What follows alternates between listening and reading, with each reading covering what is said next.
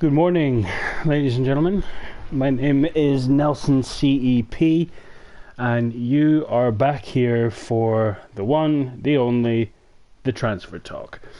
Basically, where we do all the research, well, I do all the research that you don't have to, and I also like to talk about other issues currently going on in the sporting world, particularly regarding the likes of wrestling, and more notably, recently, the Women's World Cup. And the Women's World Cup is where I want to start.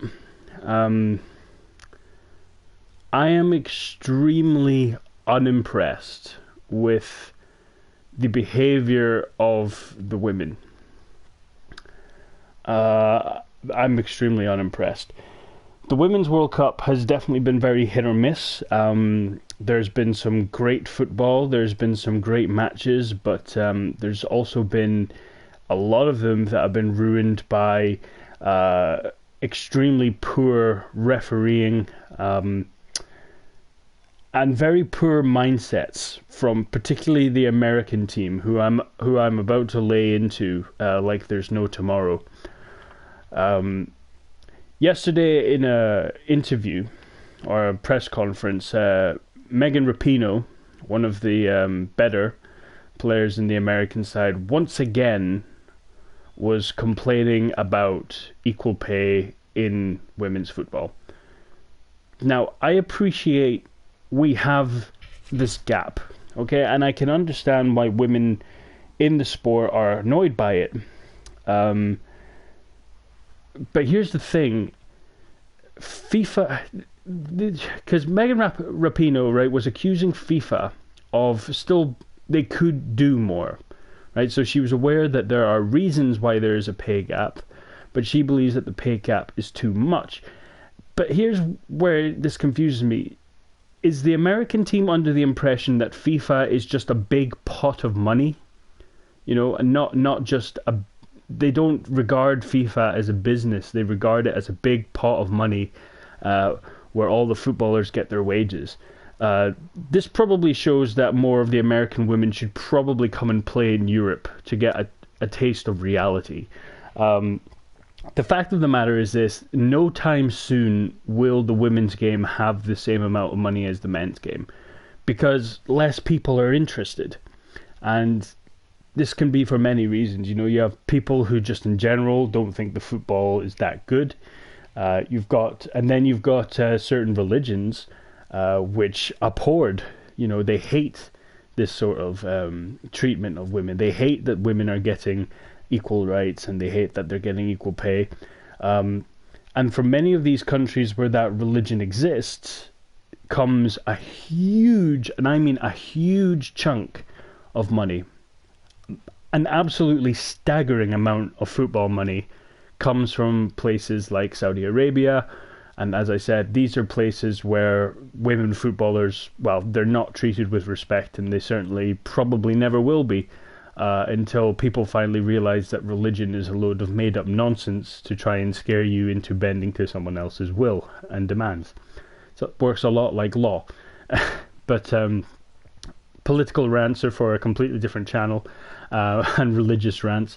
But nevertheless, you know, these are all reasons. So for her to come out, criticize FIFA by saying, you have the ability to pay us more, but you don't, bit of a joke. The FIFA prize money isn't just, you know, we're going to take a certain amount of our budget and we're going to award it to the winners of the World Cup. No, it's a carefully measured and comprehensive price, which comes after all the sponsorships are taken into consideration, all of the television rights, everything, right? And there's more money in that in the men's game than there is in the women's game, and that should be the end of it. And you know, she acknowledges this, and she still claims that they have an argument. It's like, you just crushed your own argument. You know, there is no reason, right, for the women to get paid the same if the demand is not the same. You know, I'm going to tie this into wrestling right now. You know, if I just promoted a girl, you know, from the developmental stages, you know, I'm not going to pay her the same amount as money that WWE are paying Randy Orton just because she's a woman doing the same job. You know, more people want to pay to see Orton. Orton sells more shirts. Orton sells more people to meet and greet. So if the women want to be treated the same, how about you earn the respect of your customers first? Okay? Don't just demand the money and say, well, we're the best in our sport, so we demand the same, if not more. Earn it. That's how it was all earned. Women don't seem to realize that, sure, they were suppressed for so many years, so much suppression. I get that. We're over it now, right? And since then, the women's sports, in every single sport, particularly football, their progress and wages have been fast-tracked in comparison. You know, they're earning insane money now for playing sport, which I'm sorry, still shouldn't happen. You know, footballers shouldn't be earning this kind of money anyway. But yeah, I think it's ridiculous. I think it's ridiculous that they can't just see the obvious, and then they claim that they see the obvious, but they still believe they have a point. I can't relate to such ignorance from the American women's team. And you know, it's not just Rapinoe. Alex Morgan is one of the most disrespectful footballers I think I've ever seen on a football pitch, and the former United States player Hope Solo. She's going to be one of the dumbest people I've ever seen on live television. She just states the obvious, and somehow she's a pundit. Like, she doesn't even go into any technical depth. She just says stupid stuff. You know, everyone's just going to say this is biased opinion because I'm a man, right? But what if I was a woman saying the exact same thing? Which, by the way, I would, right? Because, I'm sorry, no bias here. The refereeing was shocking. The refereeing was worse than what I've seen in amateur leagues up here in Scotland, right? The refereeing was an utter disgrace. And, you know, I'm not being racist. I'm going to point out the facts here. The Asian referees were the worst, by far. They seemed to not comprehend how the rules of the game worked. The South American referees, they were so far up their own arses when it came to VAR decisions. Like, half of them refused to go and run to the monitor to check. They were just so adamant they were right. And more than 50% of the time, they were wrong. You know, VAR had to correct them and go, well, actually, you're not as right as you think you are, honey. There was just this air of cockiness about the referees and the players in this World Cup. You know, I don't know. It was something weird. This World Cup had a very weird vibe. You know, it didn't have a competitive feel. It felt like a showcase, right? It felt like a display. It didn't feel like a competition at all.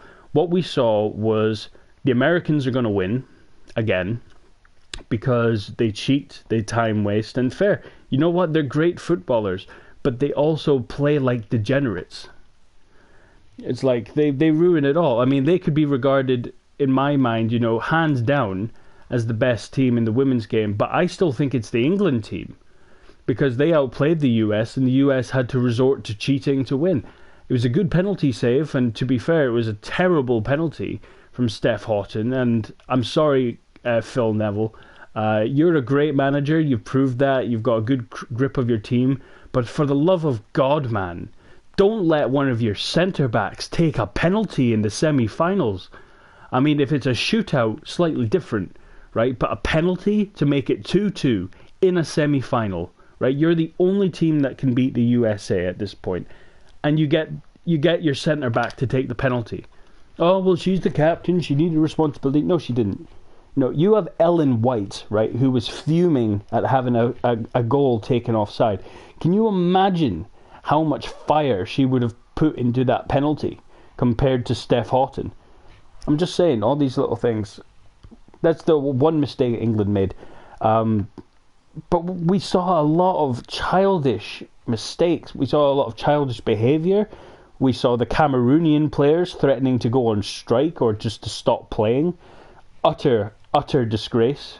And I can't remember the last time I saw that in the men's game. I'm thinking years since I've saw that. Maybe never, because I can't think of a specific time in my head where I'm sure it's happened in you know, in some of the American leagues, Southern American leagues, some of the Asian leagues. I'm sure it's happened, but in a World Cup, I've never seen anything like that.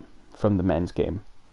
It was utter disgrace, you know, and it was the girls feeling hard done by because they didn't know the rules. You know, they were complaining about this, that, and that. Oh, it's all rigged up against us. It's like, no, if you learned to play the game, VAR wouldn't have to check all the time. Right? It was just constant blaming everyone else, and it felt it was very painful to watch the Women's World Cup. I was so into it, right? I was so into it throughout the group stages, even though there was a few bad matches. I was in it through the knockouts.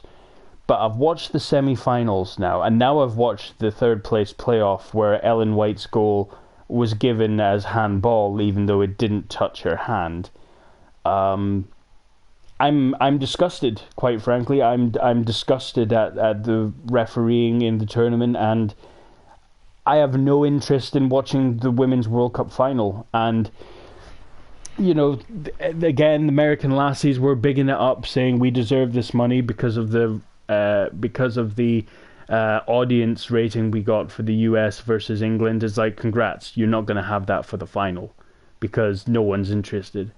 Like, the UK and the USA are probably the two countries that are most interested in the Women's World Cup. Anyone else is sort of just taking it with a pinch of salt. You know, it's just, I'm sorry. You know, I'm so sorry that if you love the women's game, I do. I love football, right? That's the thing. I love football in general, but watching this football was painful, and I guarantee you tomorrow the final is going to be awful.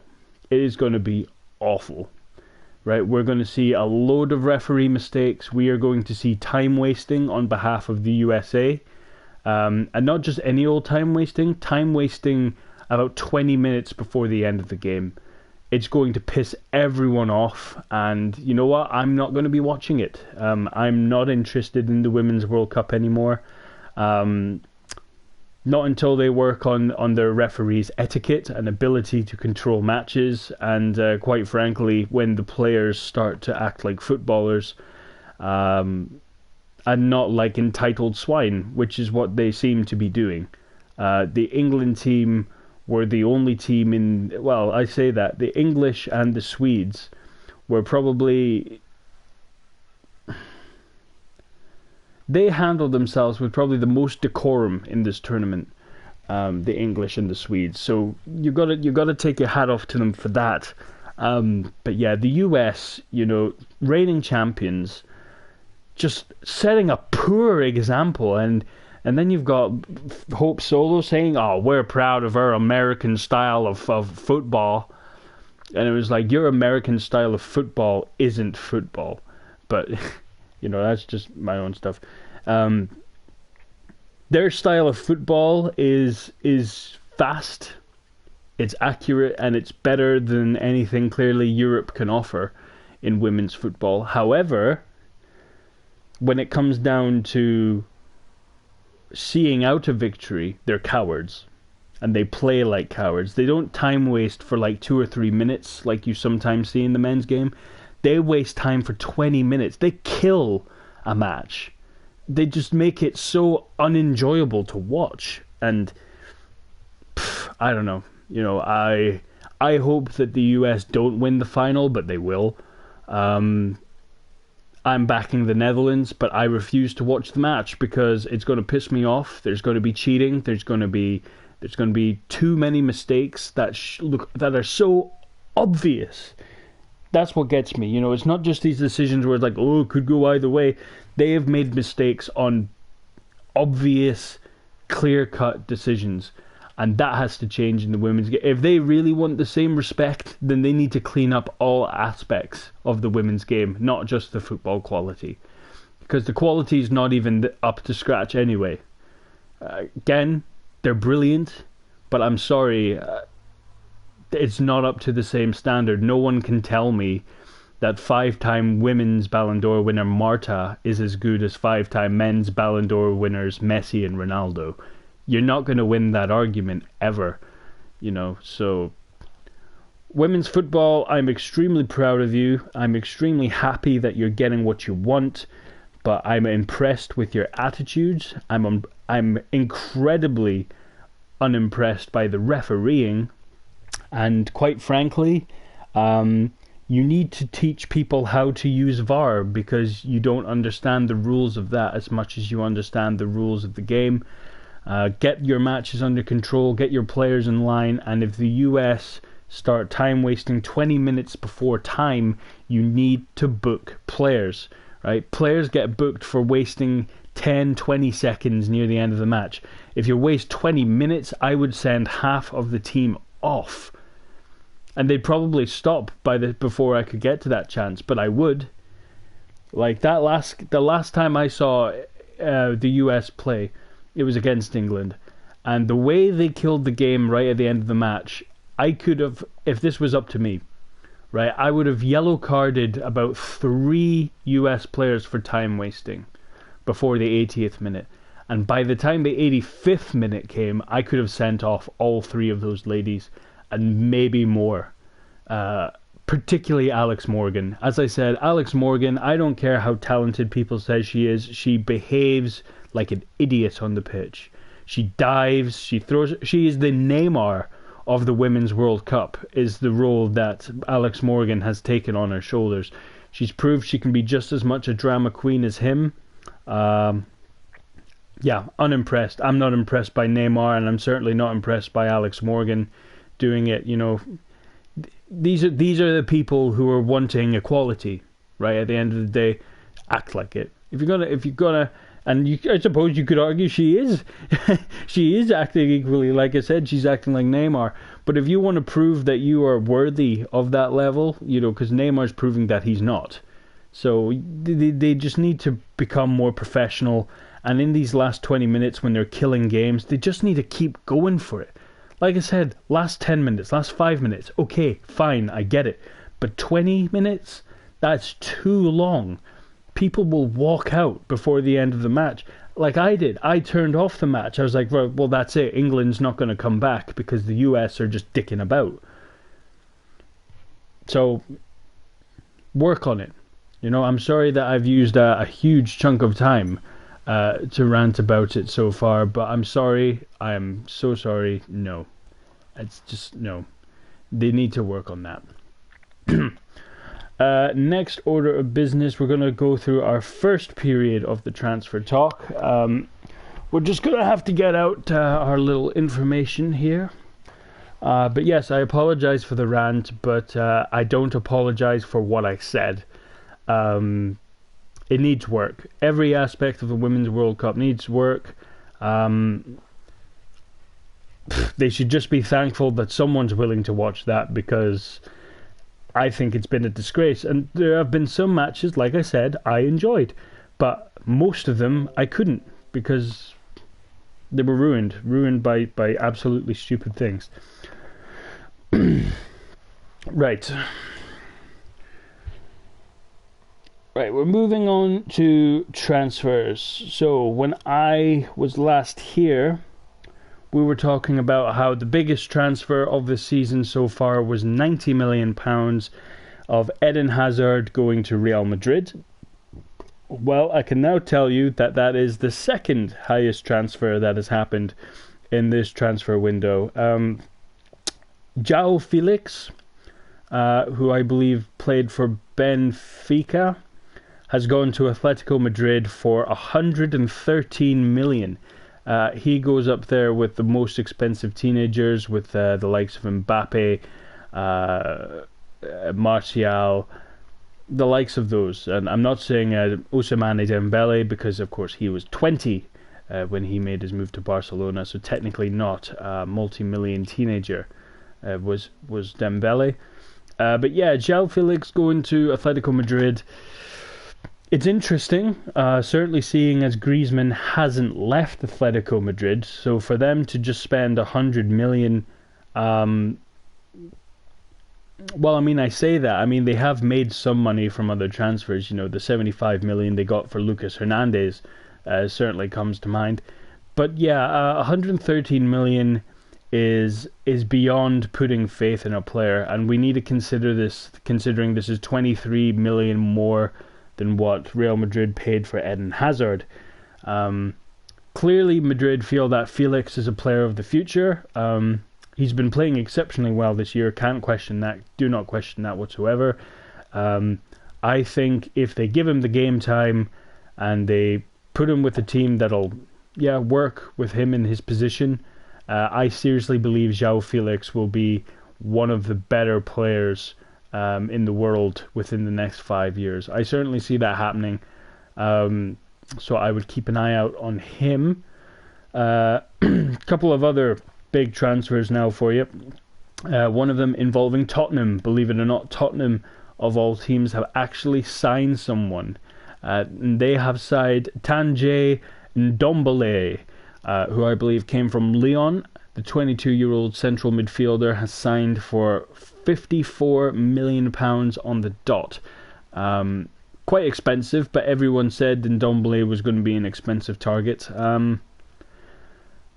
His market value is actually around the 60 million mark, so look at it how you want. It looks like Tottenham might have got a good deal on this player.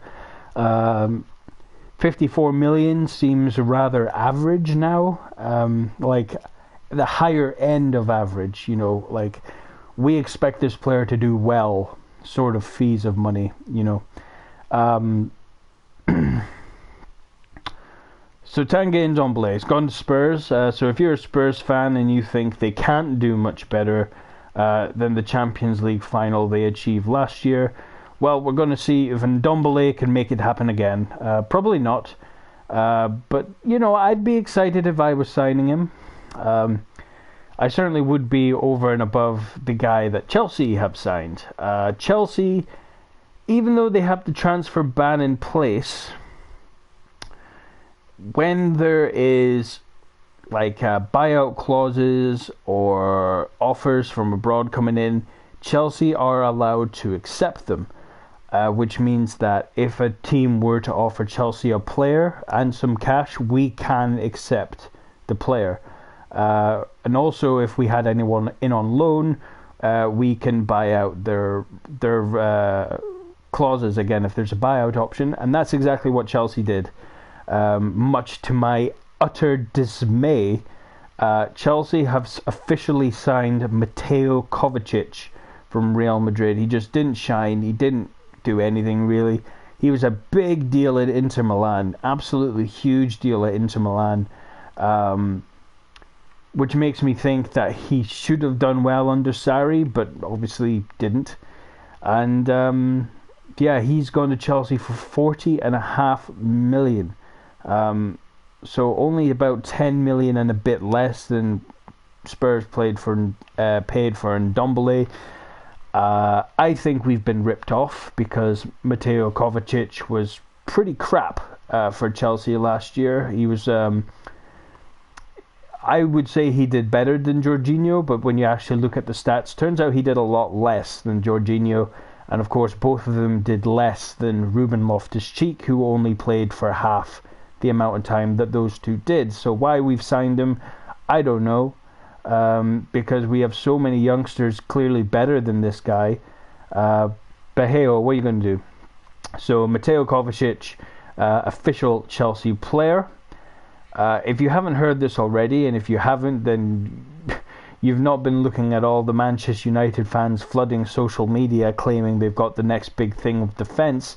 Aaron Wan-Bissaka, a player who last year was extremely criticised for being a lackadaisical young talent, and then this year he ups his game at Crystal Palace, and all of a sudden Manchester United sign him for £50 million. And the reason why they've gone for so much money is because he hasn't identified himself as a guy from the Dominican Republic of Congo, which he could have, but he hasn't. He's gone under the nationality of English. So automatically, if someone in the Premier League wants him, they have to pay they have to pay absolutely serious money for English players now. Yeah, that is the world we have built, where now if you want to buy a player that comes from the same country that your club is based in, you somehow have to pay extra. So if I were you, I would make the most of your youth systems, because English players in England are just off the chart for prices. This is the same amount of money as Manchester City paid for Raheem Sterling.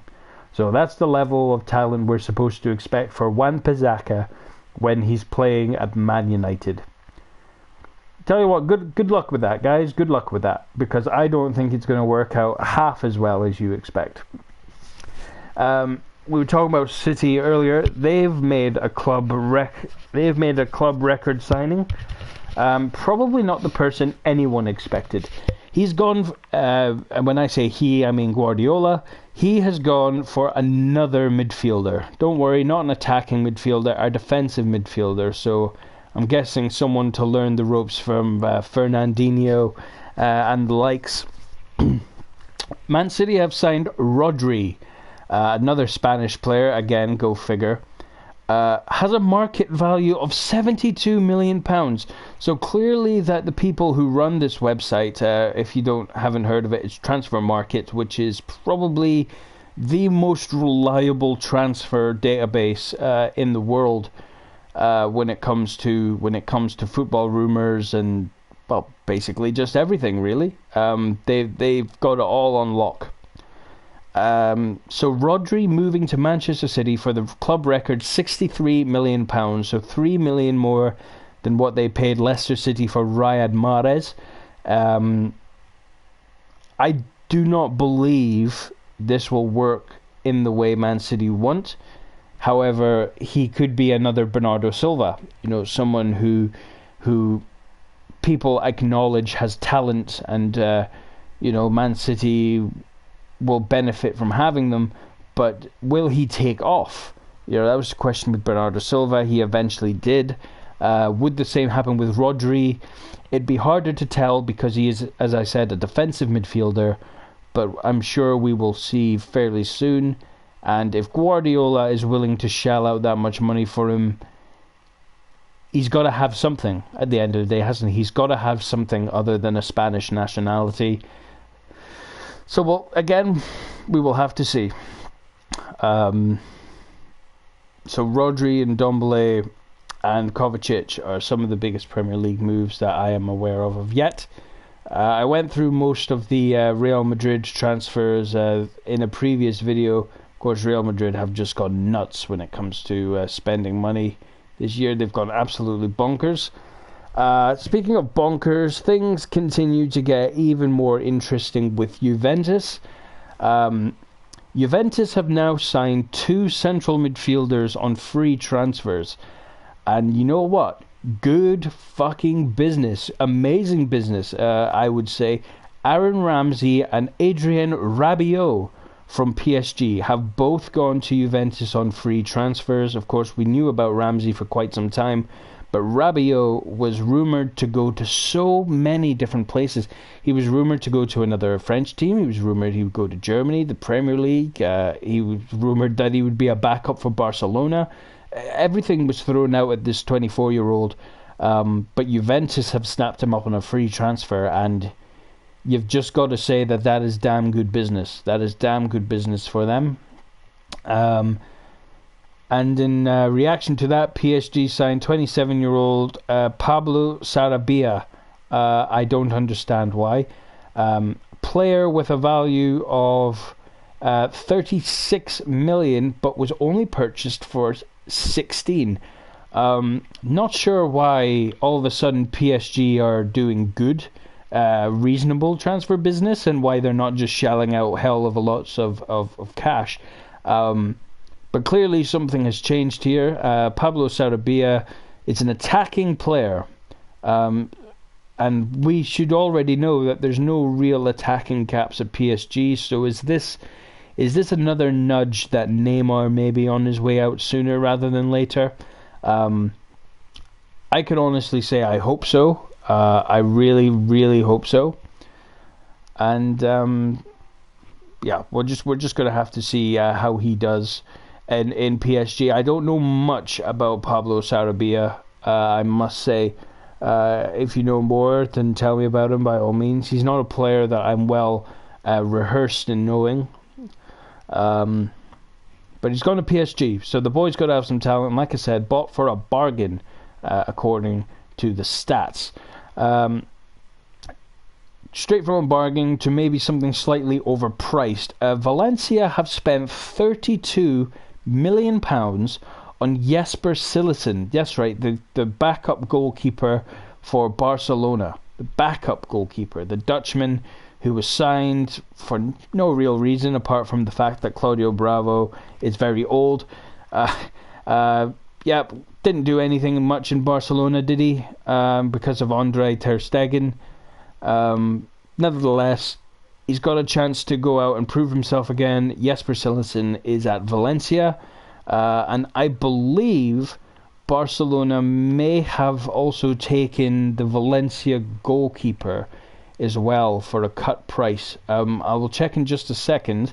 I'll also tell you about the epic reunion that's happening in Germany right now.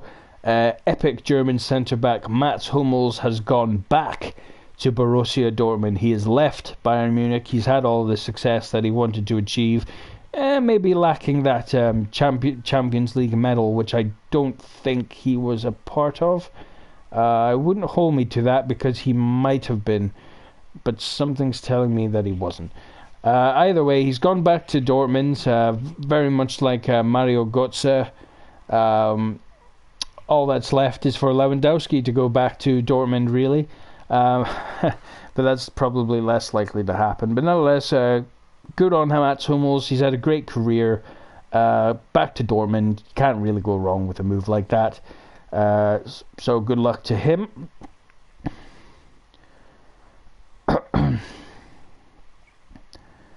Right. Here we go, yes. And after Cillessen had gone to Valencia goalkeeper Neto has gone to Barcelona, and Barcelona have spent £23 million on him. They've spent £23 million on a backup goalkeeper. That's baffling.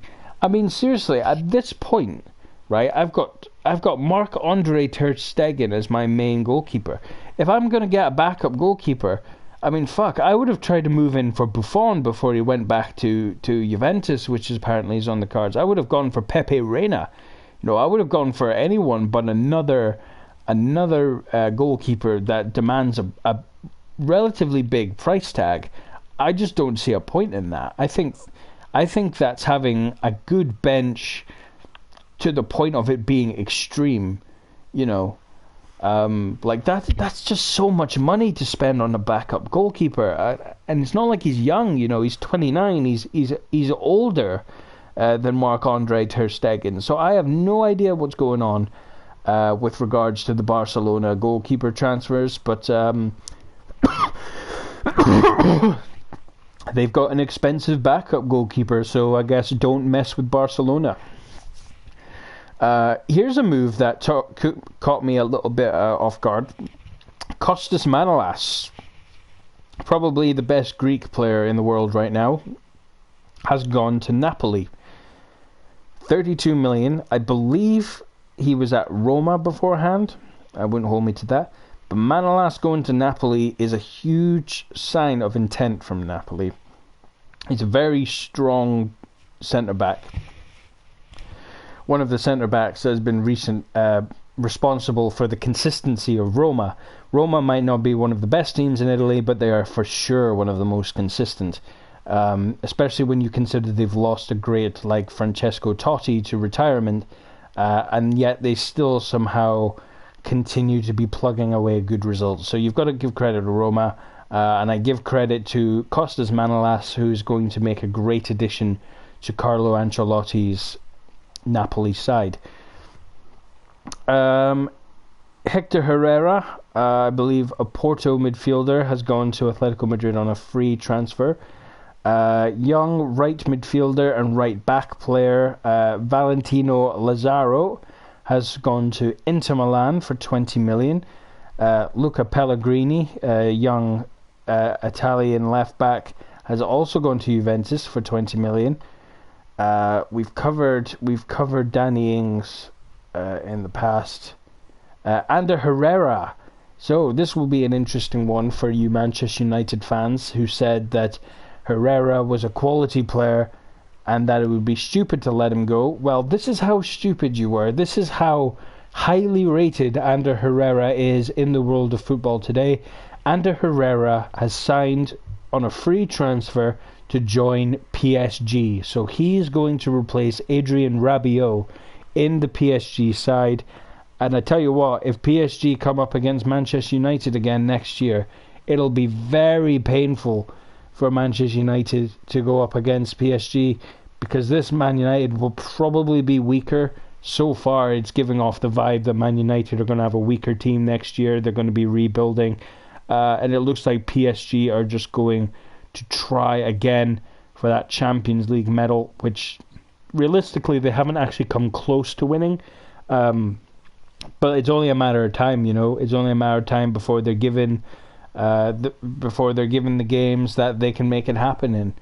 And I'm not fairly confident, but you know, it's PSG. They have Mbappe, they have Cavani, they have players who deserve the best trophies that football has to offer. So congratulations, Ander Herrera. I always thought that you were underappreciated at Manchester United, and I believe you will get the attention you need in PSG, and I think you will get the trophies to match your talent as well.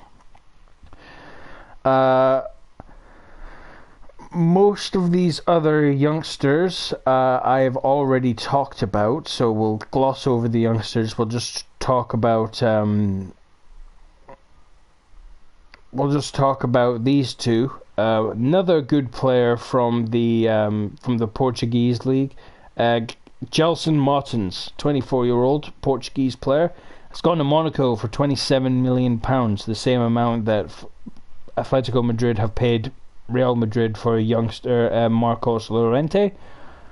And here's another shocker, £30 million for Newcastle striker Ayoze Perez to go to Leicester. So Leicester have made another striker acquisition quite hastily. And Newcastle have lost another player, another striker. They recently lost Mitrovic, and now they have just lost Perez as well, and Benitez. So we have no idea what's going to be happening with Newcastle next season. I still maintain if Newcastle gets bought over by a billionaire, Jose Mourinho will be made their manager. But I think there are more realistic things to happen than that. Andre Gomez made his move from Barcelona to Everton permanent. Don't know why Everton bothered. He's not exactly a world-class player. If what we've seen is anything to go off by. Southampton, they signed Danny Ings on a permanent. They've also signed Che Adams. Also not done with signings are Juventus. They've signed someone else. They've signed Merih Demiral, who is a Turkish centre-back, 21 years old, 16 million. Overhaul of the squad, it looks like, from Sarri, clearly building his own team to differentiate from what Massimiliano Allegri had. But I wouldn't be making too many changes because, I mean, this is the Juventus side which has dominated Italy. So surely by making too many changes, you're causing a bit of a risk. I mean, surely it's got to be a risk. Here's an excellent talent who's not retiring yet. That makes me very happy. Diego Godin. Many said that he would just return to Uruguay after his successful Atletico Madrid career. Turns out he's not fed up of the spotlight yet, and thank God for that. Diego Godin will be united with Antonio Conte at Inter Milan. Inter Milan signing Diego Godin. Great stuff for Inter, great stuff for everyone involved. There's, of course, Manchester United's other big signing, big old Daniel James, the Welshman from Swansea. Yeah, he'll change their fortunes for sure. I think when it comes to big transfers, I think we've covered all the main ones. Yeah, we've definitely covered most of the main ones here, which is good stuff. Of course, many other transfers have happened. Many. but I won't be able to list them all. We've just seen a lot happen so far, and we're gonna see more in the future. So that concludes the sporting section of this, the football transfer talk. So we've talked about the Women's World Cup. We've talked about now the most recent transfers, which is going to continue to get interesting, I promise you, because we've still got another month, almost 2 months of transfers to happen. So it's going to be crazy. Yes, last topic. We're going to go in a completely different direction with this one. Women's World Cup, transfers in the men's game, and now we're going to move on to wrestling. And no, I am not going to talk about the WWE. I'm going to talk about the new one. I'm going to talk about AEW, All Elite Wrestling. So, All Elite Wrestling, if you don't know this already, is a privately held company based out of Jacksonville, Florida, home of the, of course, Jacksonville Jaguars, which is owned by the Khan family, who also own Fulham FC, and who now also own AEW. Creating this company with executive vice presidents, the Young Bucks, Cody Rhodes, or Cody Runnels in real life, Kenny Omega, and is that it? I believe it may just be those four.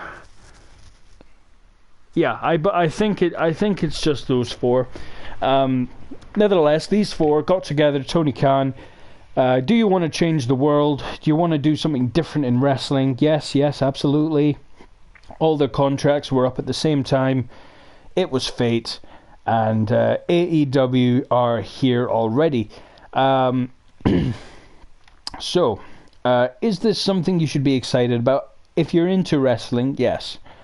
Absolutely. If you like professional wrestling outside of the mumbo jumbo of a WWE drama based product, you will like AEW. I'm not going to say you will love it, because again, I'm not sure what sort of things you like, because all wrestling fans are different. Some like more extreme stuff, some like the edgier stuff, some like the PG stuff. I am not a fan of the PG stuff.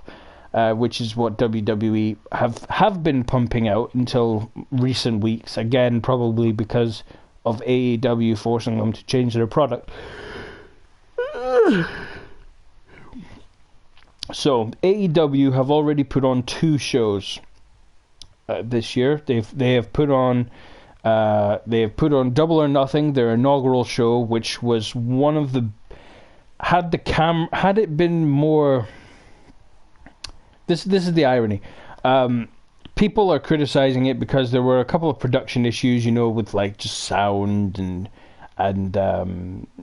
basic stuff, just teething issues. But when you just thought about the wrestling, when you just thought about the storytelling, Double or Nothing was probably one of the best pay-per-views I've ever seen. It might not have been the most glitz, it might not have been the most glamour. It wasn't a sold-out 100,000 capacity stadium. But it didn't matter. What mattered was that the wrestling was great, and watching it, even on TV, was great. I didn't have to be there to experience the magic, which is kind of how WWE is starting to feel now. Unless you go to see it live, there's no real connection, emotion. But that's changing. There's a lot changing in WWE, so let's not discredit them too much. We're here to talk about AEW. So Double or Nothing was a resounding success. Fyter Fest, again, WWE fans tried to criticize by claiming, it couldn't have been that good, it didn't sell out. Yes, well, neither did the last WWE pay-per-view, and that was an official pay-per-view. This was a non-official pay-per-view, which was in hand with a gaming convention. So this was a gaming convention show, and they made it more relevant than a WWE pay-per-view. Right, so if you're on here to criticize AEW, you can shove it, right? Because the amount that AEW are doing in their early days is ridiculous. And just you wait. When the teething issues are over, trust me, you are going to love AEW. And if you're just going to watch it to hate it, then don't watch it. Don't bring that on this. This has been so long in the waiting that wrestling might actually get interesting again. Just don't shit on it yet. It's still new, right? If it's still crap after a year, then all right, fair enough, right? But I would say so far it's been brilliant. Fyter Fest was great, and as I said, Double or Nothing, instant classic.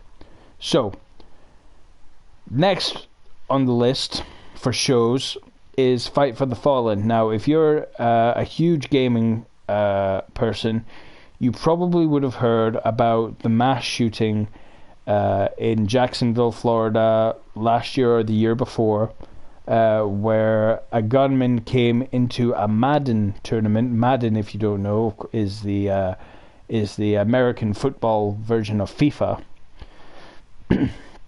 And yes, a gunman came into a tournament and shot dead a few of the competitors.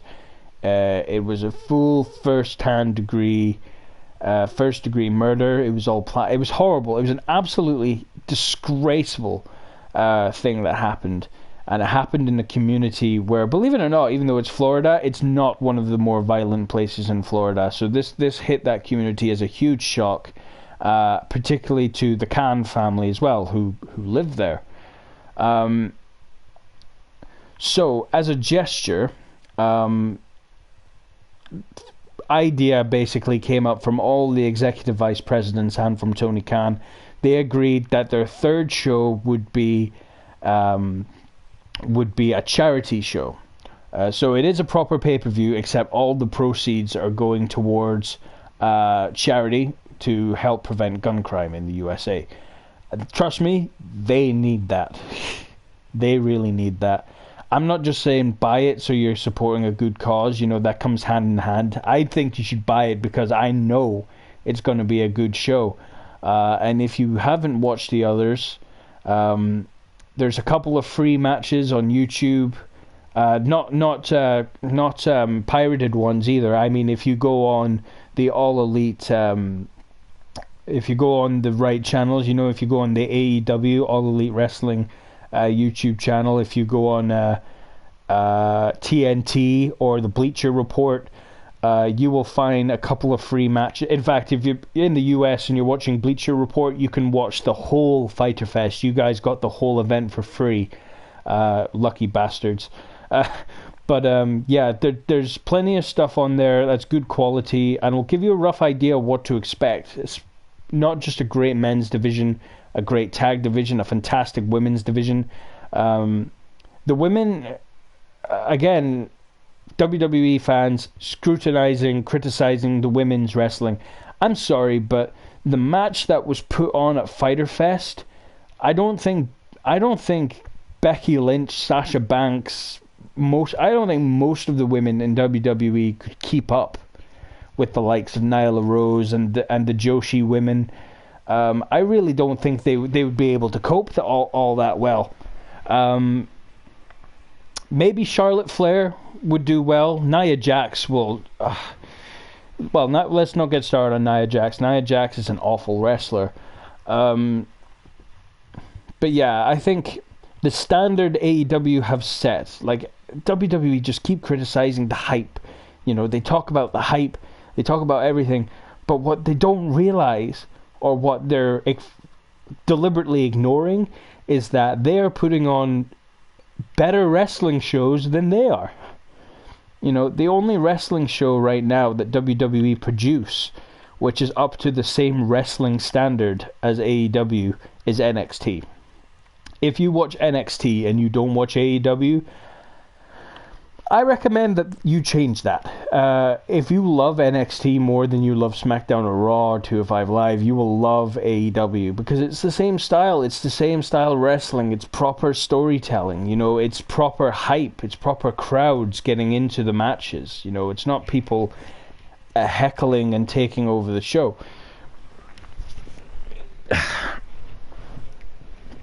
So, anyway, charity event taking place next Saturday, so 6 days from now, in Jacksonville, Florida, is Fight for the Fallen. If you want tickets to go see it live, if you're American, you're listening to this, and you're thinking, yeah, I would want to go see the show live, I'm pretty sure it's sold out. They sold out their next biggest show in August in 15 minutes, so I think if you can get tickets for Fight for the Fallen, I think you'd be very lucky. So I will just go through the card with you. This may not make a lot of sense to some of you, to most of you probably, but if you are a bit like me and you are a hardcore die-hard fan of wrestling, so like you follow the indies, you follow New Japan, if you just know all that, then this will make a bit more sense to you. So far there have been 5 matches confirmed, but I imagine in the next week we can expect at least an extra 4 added to this card, because 5 matches isn't really that much for Fight for the Fallen. So I believe there will be a few more on there. There will be a few more on there. So we've got Brandy Rhodes versus Ali. Now, this is a strange one. Both incredibly gorgeous women, might I add, not objectifying, just pointing out the obvious. Ali, very innocent-looking girl.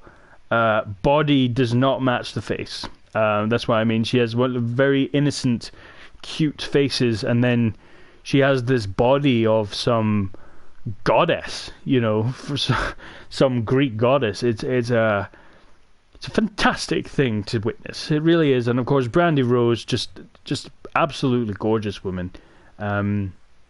Just effortlessly beautiful. Both are pretty badass. Brandy Rhodes, long-standing history with ice skating. Of course, her husband being Cody Rhodes. Or just Cody, actually, as he's known, because we're not allowed to call him Cody Rhodes outside of WWE. But yeah, she's been training extremely hard, and I've seen her deliver a spear. The woman can go. She is strong. She is strong. Ali's an interesting one. She was a part of a tag team it was either TNA or Impact with another woman called Bea Priestley, who I believe they've also signed to AEW, but I think she might be working off an injury right now. Used to have a tag team with Ali called Demon and Bunny. One was dressed up as a demon. Ali was dressed up as a Demon Bunny. And that is her alter ego, I suppose.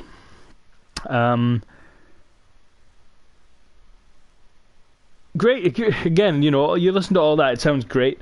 But I will say this. Brandy Rhodes, I haven't really seen her wrestle that much. So I know that she could go if she wanted to. But we're going to have to see how she does. I have faith in her. Not so much like, I know she's going to put on a 5-star match, but more in the fact of, I think that with the story they've put out there, I think there's a chance for Brandy to draw a lot of emotional reaction from the crowd. Who will be the heel? We don't know, because Brandy is a heel as a character. She's already acted like a heel in previous events. Ali, you'd expect to be a babyface because she's just nice. Yeah, I don't know. It's a hard match to call, Brandy Rhodes versus Ali. Sorry. I knew where I was going with that point about Ali. I was going to talk about her ability in the ring. She made a cracking tag team partner, but when I wasn't sure if this was down to her or it was down to the inexperience of Leva Bates. If you don't know who I'm talking about, it was Ali's last opponent in the previous event, Fyter Fest. Actually, you know what? We've covered a good bit about this. I'm going to continue to talk about AEW in another video. Stay tuned, because we do need to talk about this in greater depth. So I'm going to start afresh, and I will speak to you guys very soon.